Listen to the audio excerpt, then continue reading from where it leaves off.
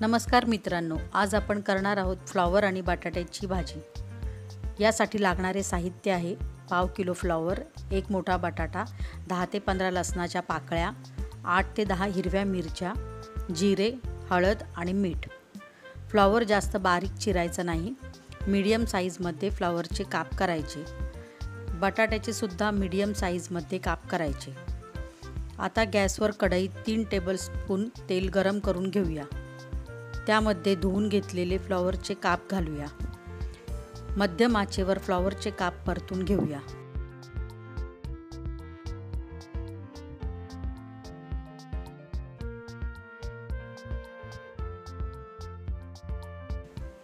Flower हलका गुलाबी रंगाचा परतून झाल्यावर त्यामध्ये बटाट्याचे काप घालूया। 2 ते 4 मिनिटे फ्लॉवर आणि बटाटा परतून घेऊया।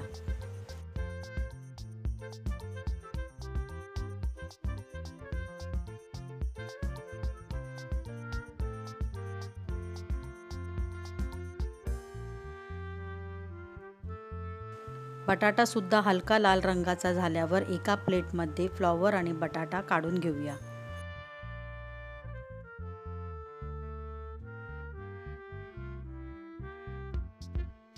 त्याच कढईमध्ये 2 टेबलस्पून तेल गरम करून घेऊया। त्यामध्ये अर्धा टेबलस्पून जिरे घालूया।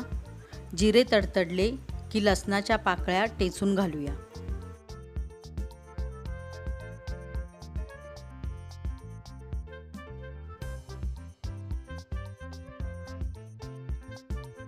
लसूण तेलामध्ये हलका लाल रंगाचा झाला की त्यामध्ये बारीक चिरलेली हिरवी मिरची घालूया।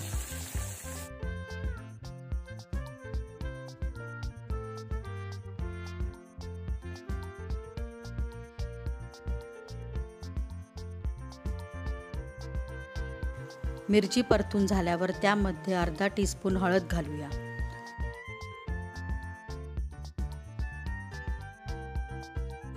सर्व साहित्य परतून झाल्यावर त्यामध्ये बटाटा आणि फ्लॉवरचे काप घालूया आणि चवीपुरते मीठ घालून सर्व साहित्य परतून घेऊया।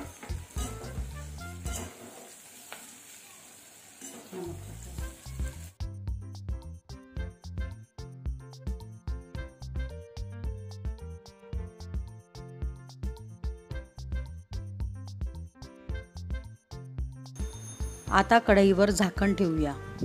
गॅस मंद आचेवर ठेवूया। 2 ते 3 मिनिटांनी झाकण काढून भाजी एकसारखी हलवून घेऊया। परत त्यावर झाकण ठेवूया। 2 ते 3 मिनिटांनी भाजी हलवून घेऊया आणि भाजी शिजल्यावर गॅस बंद करूया। तयार आहे फ्लॉवर आणि बटाट्याची भाजी। कोथिंबीर टाकून भाजी सर्व्ह करूया।